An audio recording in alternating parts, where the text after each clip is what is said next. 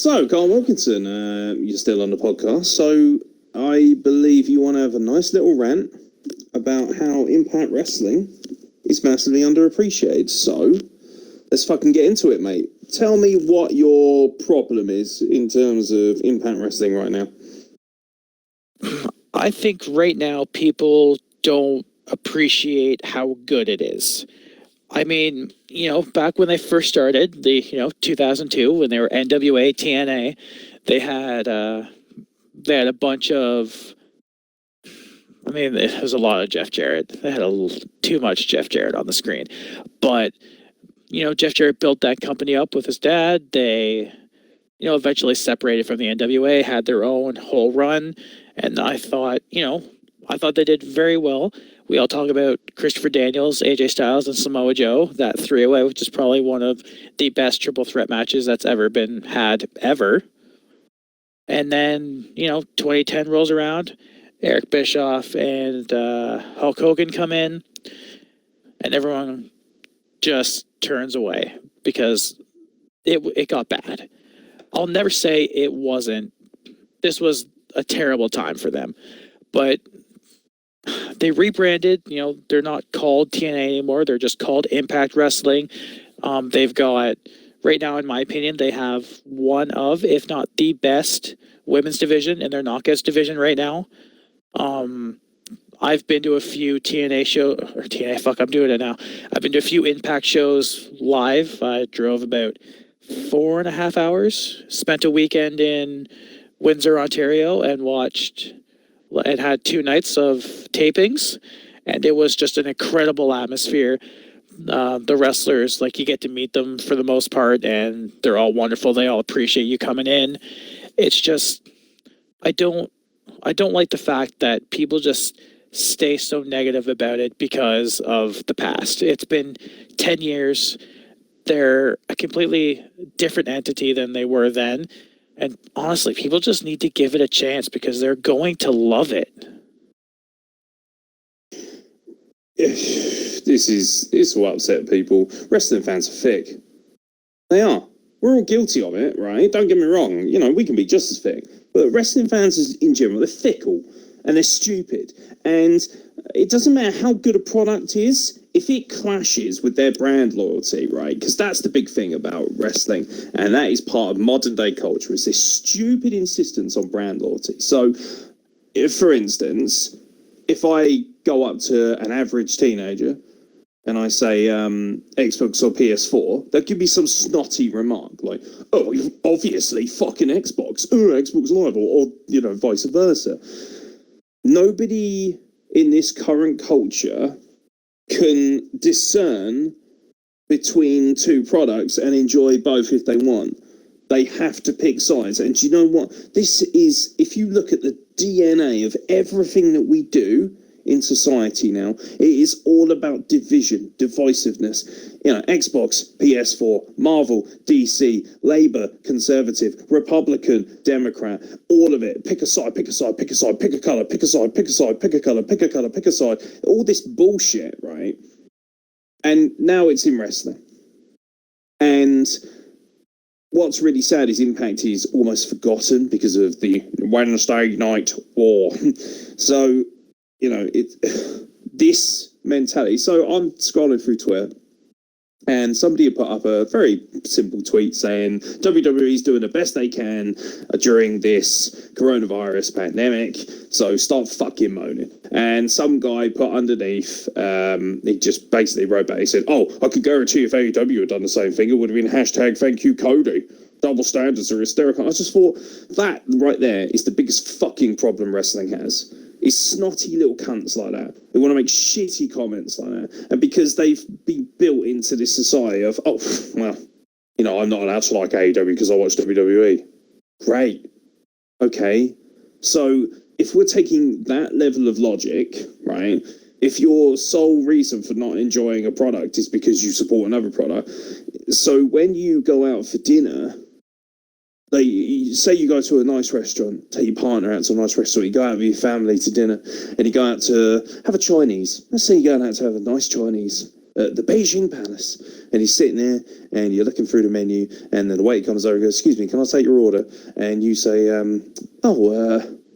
I was, do you know what? I think I'll have chow mein. And then he turns around and goes, "Oh, just so you know, the house special rice is..." "Oh, no, not allowed to have house special fried rice." "Oh, I'm sorry, do you have like an allergy or an intolerance to it?" "Oh, no, I just always have the chow mein." Right? Okay?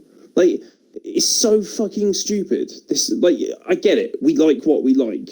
But that doesn't mean that you automatically need to shit on what you don't like or what you don't understand. And let's be honest, right? The only reason people don't watch Impact is because they're fucking lazy. We live in a lazy society where people don't want to fucking make the effort to watch something different. They don't want to make the effort to change their opinion, to think about something different. It's why God knows how many hundreds of thousands, if not millions, of fucking tards in this country still buy a paper like The Sun and think it's okay to read The Sun. Or, I don't know what the American equivalent is, watching Fox News on a day-to-day basis. I don't know. Using, there's this mentality of, oh, well, I get my opinions from other people. I don't form my own. And that's the biggest problem that wrestling fans have. They aren't capable of forming their own opinions. So they just think, oh, well, TNA used to be shit, so I'm just going to associate Impact as being shit. And that's just fucking lazy. It's fucking lazy. That's what it comes down to, is the fact that people are just so lazy and they don't want to watch the product. Never mind the fact that management has changed so many times. Yeah, don't get me wrong, it was shit at one point. But it's fucking great. You've got, the first ever women's world heavyweight champion in Tessa Blanchard. And that might trigger a lot of people. Do you know what really winds me up about that, though, is that hasn't brought in these wildly feministic natured fans of wrestling who scream out for equality all the time. So Impact gives them a slice of equality and they don't like it. They turn off. You can't win. You cannot win. And Impact are in a position where they could honestly book a match between Tessa Blanchard and God himself. They could be the only company to ever book Jesus Christ on a wrestling card, other than, of course, Vince McMahon, when he tagged him up with Shawn Michaels. Or God, whoever it was who's tagged up with. Like, they could book those people. They could literally resurrect Mother Teresa from the ground. In the height of her career, they could have Nelson Mandela tagging up with her, and people would still be like, yeah, but it's TNA, so it's shit. Because people are so fucking lazy and so ignorant and so fickle that they just can't be bothered to consume a good product just because they've been told that it used to be shit. It is honestly the bane of my existence, and is the bane of society. You want to know why the world is so fucked up? It's because we as a society cannot come together as one big unit and work for one common goal. We've all got to fucking do it from our own political angles, our own levels of greed, our own obnoxious nature. And wrestling is just a microcosm of that. Yeah, it's... if we just want to talk about, some of the bad things from TNA's past, Jeff Hardy, Victory Road 2011. That's all you need to say. Everyone knows the story. It was a complete shamble. But for every one of those, you have, Tessa Blanchard winning their world championship. Like, there are so many more good moments than bad that this negative stigma, it really gets to me, because I remember I loved TNA, like, between probably 2005 and 2010, because that WWE was so bad. It was so bad. And TNA was, honestly, at the time, I would consider them the second biggest American company, because I know Ring of Honor was there, but I think TNA might have been a little bigger. I'm honestly not sure, so don't quote me on that. But I feel that TNA was definitely the biggest competition in the mid-2000s. They had AJ Styles, they had Samoa Joe. Kurt Angle spent more time wrestling in TNA than he did in WWE. Like, just think about that. Kurt spent, what was it, 99, left in 2006. Yeah, about 6 years, maybe 6, 7 years. I think he was in TNA for well over 10. because he had faith in the company and he definitely took them up to new heights. And, you know, this is where AJ got his big break. Again, Joe gets his big break. You know, Christopher Daniels, Kazarian. Fuck, even Shark Boy is fucking hilarious. I don't care what anybody says. Shark Boy was great. Jay Lethal just being, what was it, Black Machismo, I think his name was. Dude, yes, it just was. the Macho Man impressions. Those were great too. This company has so many good memories for me that, you know, I can think of a few bad ones, but just for example, today I've only said one and I've just thrown out what I loved about it. Just people need to get over the fact that, yeah, it sucked. It sucked hard. But now what they're doing now, like, you don't need to have Fight TV to watch them. They're on Twitch every night. Their Twitch channel runs 24/7. You can watch a bunch of old matches, like whatever they're putting up. Like they'll do like quick top 5 countdown lists. They'll just throw on some random old match. I've actually got it on my TV right now. It's muted, so people can hear me. But I'm watching AJ Styles and Jerry Lynn from like 2002. This is fantastic stuff, and people just refuse to watch it because people are negative motherfuckers and can only think of the bad. And that just, you know, to pull out a Peter Griffin line, because I love that show, that really grinds my gears. It pisses me off. And people just need to get over it. It's not hard. All you need to do is give it one watch. One watch and you'll fall in love with it, I promise. There's a list of wrestlers here from Bound for Glory 2005 TNA. These are all the wrestlers that took part in Bound for Glory of that year. Sanjay Dutt, Alex Shelley, Austin Aries, Roderick Strong, Samoa Joe, Jushin Thunder Liger, David Young, Elix Skipper, Simon Diamond, Sharp Boy, Sonny Siaki, Apollo Creed, better known as Xavier Woods. Not Apollo Creed, excuse me, Austin Creed, excuse me. Monty Brown, Lance Hoyt, who's now Lance Archer, of course.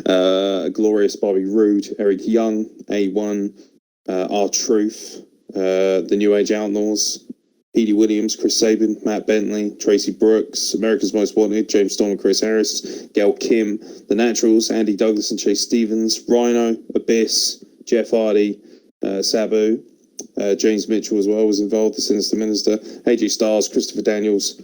Yeah, I'm looking at that, and not to mention Tito Ortiz as a guest referee. Wonderful. That list of people. Now, not all of them are great, obviously, or world-class household names, but a lot of those guys now work for WWE and AEW, guys that we revere and we love, and therein lies the problem with people who turn their nose up at TNA's legacy and then continue to turn their nose up. For instance, at this current point, they have, Austin Ace as their X Division champion. They have Tessa Blanchard as their heavyweight champion. They have Jordan Grace as their women's champion. It is crazy, absolutely crazy, that they have so much talent. Look at all the people who rose to prominence through TNA and even Impact. Okay, let's remove Dixie Carter's era. Let's remove that stink of TNA, because it was bad for a while. It was really bad. AJ Styles stuck around a lot longer than he thought he might. And he was just there on his own, bless him. But let's move forward. Let's look at Impact in the last couple of years. LAX, the OGs, the Lucha Brothers, Eli Drake. Holy shit. It's just a carousel of great talents. EC3, Rockstar Spud, aka Drake Maverick. That is not a place where people go to die anymore. That is a place where people go to become seasoned, to be better, to understand TV, and then to move on. Cody was there, on his way to AEW. Mike Bennett, Maria Kanellis, Bobby Lashley. It's astonishing. John Morrison. The list goes on. I think it was 3 years ago at Bound for Glory that I had Taiji Ishimori in the X Division title match. The Bone Soldier, one of the best wrestlers in the world, period. Working relationships with people like Noah, certain talents from NJPW doing their excursions over there. They've tried so hard to completely rebrand, and not all of it's incredible, but they've also look at the amount of guys from AEW who have made the transition from there as well, and people like Ali as well. Their women's division was streets ahead of WWE's. Come on, this evolution bullshit. You know, TNA knockouts were killing it well before, while the women were still divas in WWE and fucking around having 2-minute matches and bra and panty horseshit. Terrence Ren and Gail Kim and Awesome Kong were trying to murder each other. Highly competitive, highly physical women's matches. They have been trendsetters from the get-go. And that's not me saying it because I drink the Kool-Aid. I don't watch much of Impact at the moment. Don't have time. Really don't like their TV taping schedule. That's one of my biggest problems with Impact. You know, it's not perfect by any means. But what do people constantly claim? Oh, I want change. I'm so sick of hearing WWE fans on social media. Oh, I want change. Oh, I need to see something different. I'm so sick of seeing the same thing. Every time I turn on, it's the same people. They're always the same stars. Okay, well, Impact's over here. Oh, no. I like watching my same shit. People enjoy moaning about it. That's the problem. People would rather watch a product just so they can moan about it, as opposed to get behind something fresh that they might enjoy. Because they're too fucking lazy, like I say, to turn over the channel. And like you said, it's on Twitch. Like, it's not hard to watch Twitch. You don't even have to download it. You can watch it directly on your laptop or your browser. And in this day and age, everybody knows how to download a fucking app. What fucking reminds me of it, it's free. It's completely free. A lot of their pay-per-views are streamed on Twitch for free as well. Not everything, but the majority.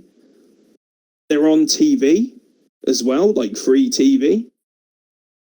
Admittedly, it can be hard to find wherever it is they're on. I think they're on Access now, but they're on Pop TV. Access is much easier to get hold of. Like, there's so many ways, right? In this day and age, there is not an excuse for not being able to watch wrestling. I'm sorry, there isn't.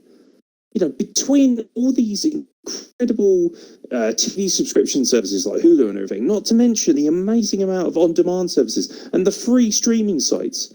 Today we had, and obviously you can check out the review on YouTube, and I highly implore that you do, and hit that subscribe button and like and comment if you enjoy what we're talking about. But when I think about, YouTube, NWA Power's on weekly for free, not to mention their developmental thing that they've got going on, Circle Squared. There is so many free matches from a multitude of indies.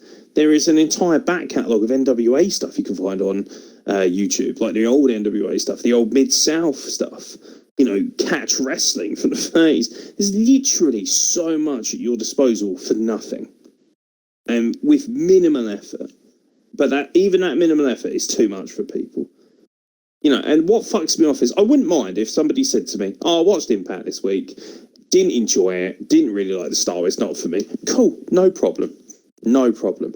But the majority of people who tell you or have a laugh about TNA, or slag off AEW, or slag off the opposition, or whatever, they don't watch the product. And that's what fucking winds you up. These are the equivalent of when you're a kid and you'd say, I went to see the latest Star Wars film, and some kid who hasn't seen it in the class would go, it's shit. I'm not going to go watch it because it's shit. How do you know you haven't seen it? Yeah, well, I've read there's shit in it. Fuck off. Literally, go fuck yourself. Those people are what make things so difficult.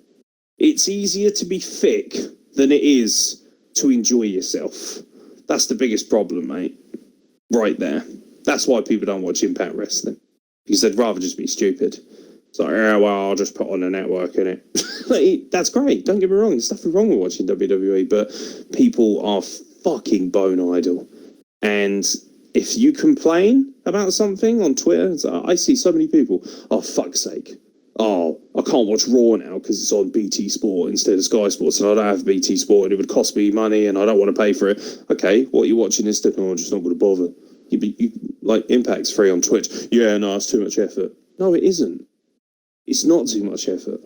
Not if you want to have some good wrestling or something alternative and give it a try. And if you don't like that, great. Other things to watch. Independence. Try New Japan World Out and see how you feel about that. Try AEW Pro. Try Rev Pro On Demand. Try Progress On Demand. Try a plethora of different shows. Even WWE in itself has different shows. There's so much competition. There's so much content that we can all enjoy. But for some reason, people have just said, yeah, fuck Impact. But the reality is that legacy and what Impact has done for wrestling and what TNA did for wrestling cannot be understated, because without it, you would not have half of the current WWE roster. I'm watching, I think, do you like the Young Bucks? Because they were in TNA first. Do you like AJ Styles? TNA. Do you like Samoa Joe? TNA. Do you like Christopher Daniels? TNA. Kazarian? TNA. Scorpio Sky? TNA. All these guys. Like, Ring of Honor, I get, because Ring of Honor has kind of shot themselves in the foot, and they're only slowly starting to rebuild. But everybody who people love now, other than, the household names, like the Roman Reigns and Undertaker and guys like that, the majority of them, their DNA can be found in some way or some form or fashion in TNA.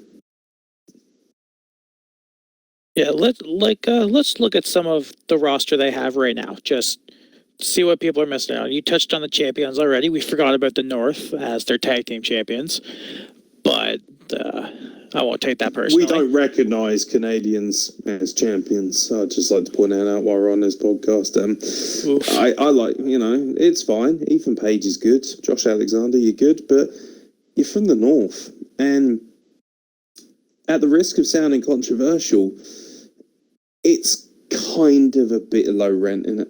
Let's be fair. Let's be honest. What's Canada ever done for wrestling?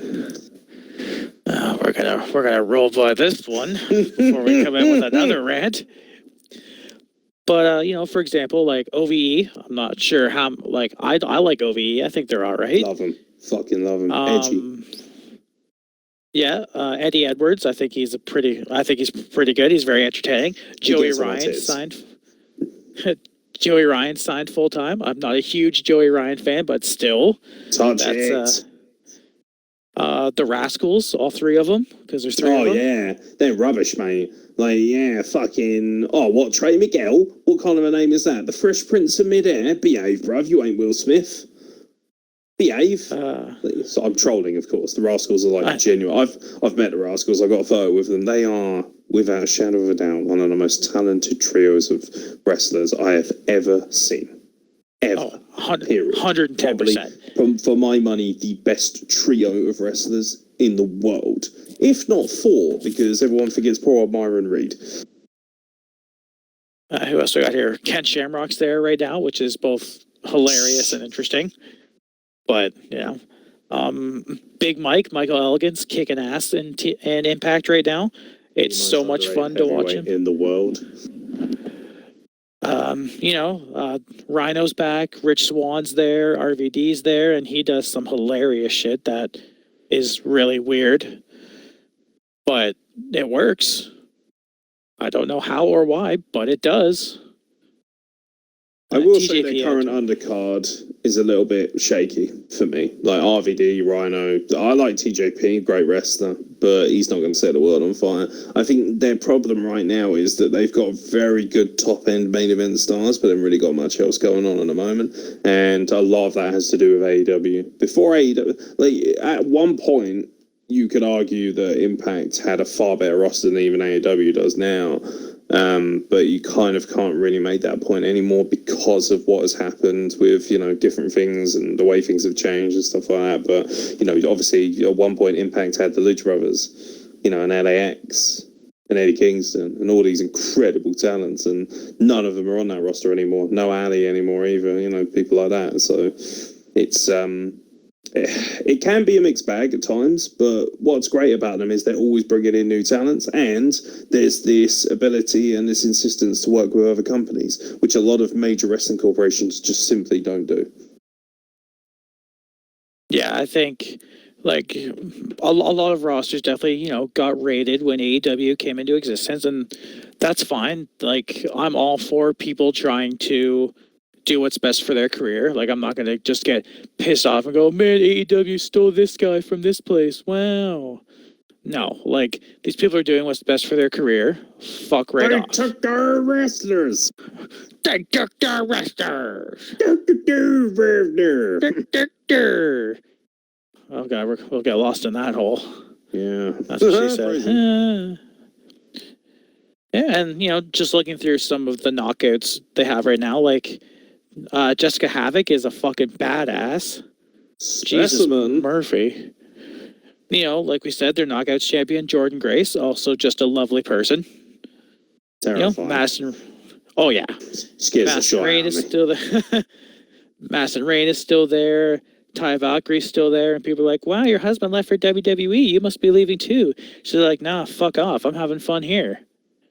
Because heaven forbid, what? Heaven forbid. Couples that work at different companies? That's not money. They're not allowed to do that. That is not canon. Oh, Christ. Like, they're just... Like you said, it's a lot of hit and miss, but they're never afraid to throw stuff at the wall and see what sticks. And I think that's something that WWE doesn't really do. They do a lot of things that are tried, tested, and true, which is fine because that means they work. But you don't light a spark. You don't set the world on fire. You just keep fulfilling the status quo. That's not what life is. Life is about, adapting and doing new things and trying to do whatever you can to keep people invested. And as far as I'm concerned, Impact is doing that right now, and people need to get on that goddamn train. Yeah, perfect, mate. I think we'll leave it there. That's been our rant on Impact Wrestling. Watch it! Just fucking watch it! And give it an opportunity, and if you don't like it after that, fine. But at least give it a fucking go. Oh, get off your fucking high horses, honestly. But still, while you're getting off your high horses, be sure to subscribe to our YouTube channel. Make sure that you check out all our social media at WrestleBlog. And of course, like and comment and hit the notifications so that you are guaranteed to get that material fresh in your email, letterbox, or wherever you get your notifications, whatever your smart devices, your phones, these cellular devices that you young nippers are using right now. But yeah, that's why we're pumping out this content. Not only does it keep you entertained, but we also get a chance to have a little rant. So yeah, Carl Wilkinson, it's been a pleasure, mate. Thank you for joining me for another little rant. I agree with your sentiment. More people should be watching Impact Wrestling. Like you said, my friend, if you don't like it after you try it, that's fine.